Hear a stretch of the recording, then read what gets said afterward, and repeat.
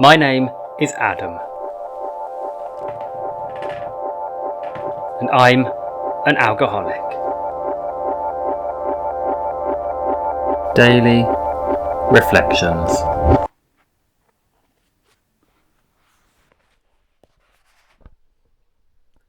December 11th. A genuine humility. We are actually to practice a genuine humility. This is to the end that our great blessings may never spoil us, that we shall forever live in thankful contemplation of Him who presides over us all. 12 Steps and 12 Traditions, page 192. Experience has taught me that my alcoholic personality tends to be grandiose. While having seemingly good intentions, I can go off on tangents in pursuit of my causes. My ego takes over, and I lose sight of my primary purpose. I may even take credit for God's handiwork in my life.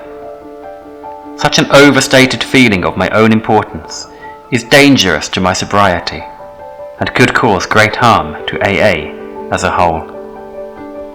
My safeguard, the 12th tradition, serves to keep me humble.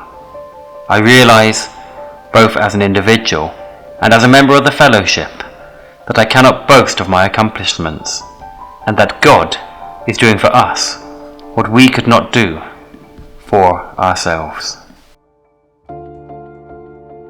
My name is Adam, and I am an alcoholic. When I heard, a few years ago, was interesting, inspiring for me, some wisdom that guided me a bit blindly, a bit with hope and faith, and with a sense of understanding that I should do this and not otherwise. Or maybe with an explosion of Eureka, without running naked from the bathtub.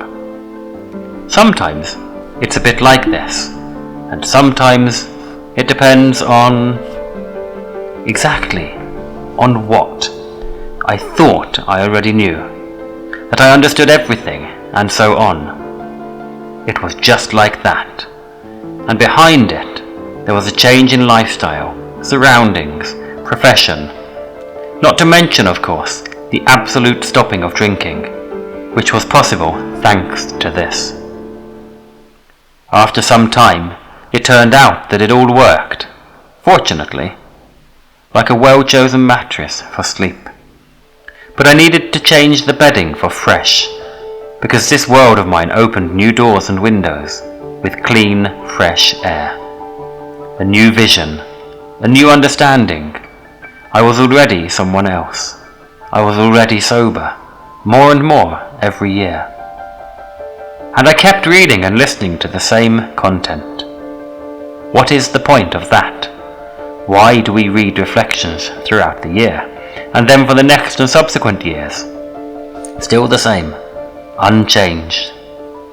Surely you have noticed that you can now understand the same content completely differently than yesterday, and every day is the same. What I listened to, for example, 3 years ago, resounds in my head in a completely different form today. The orchestra gets bigger, the depth is greater, and also the humility. Understanding this does not involve anything other than tilting your head. Someone asked me once, is it better to be a sad sage or a smiling fool? I leave the answer open. Remember that the morning is wiser than the evening. It can be interesting. Thank you for today. See you in sobriety. God, grant me the serenity to accept the things I cannot change, courage to change the things I can, and wisdom to know the difference.